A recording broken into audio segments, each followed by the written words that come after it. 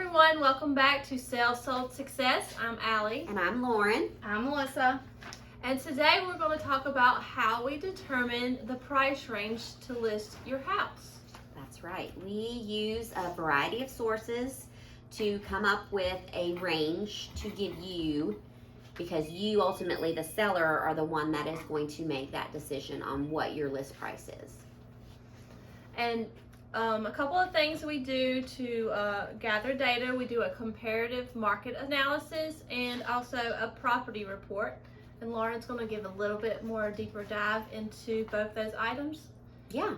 So as a realtor, we have access to several sources that we pull from to get data information on your home as far as kind of a range that we think that it should be listed in.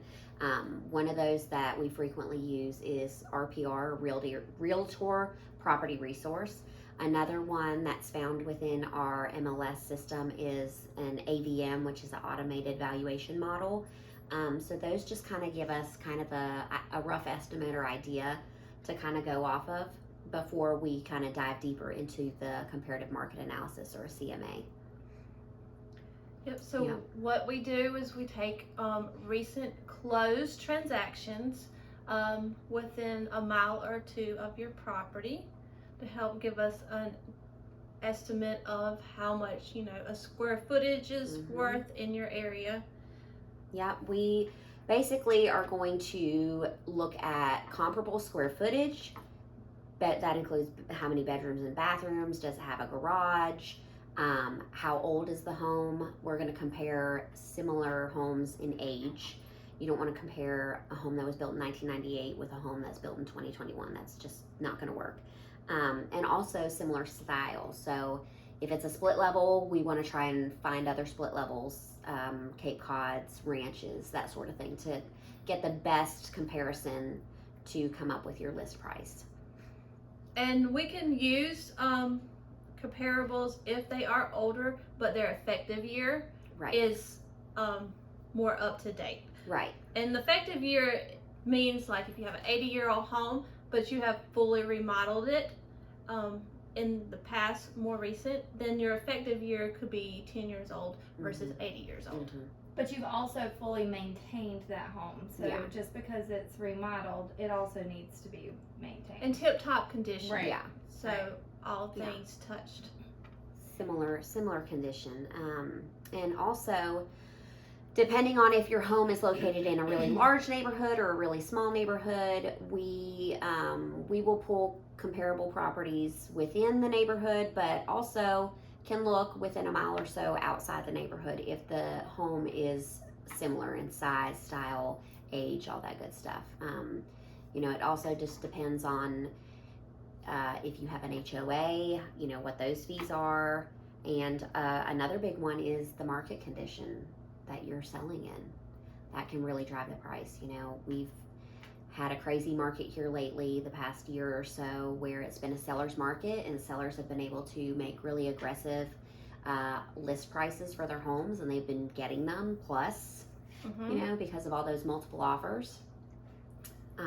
So with that, when we pull comps, since it is changing every day, we want to stay within like a 3-month period. Yeah, I mean, appraisers can go back up to 6 months.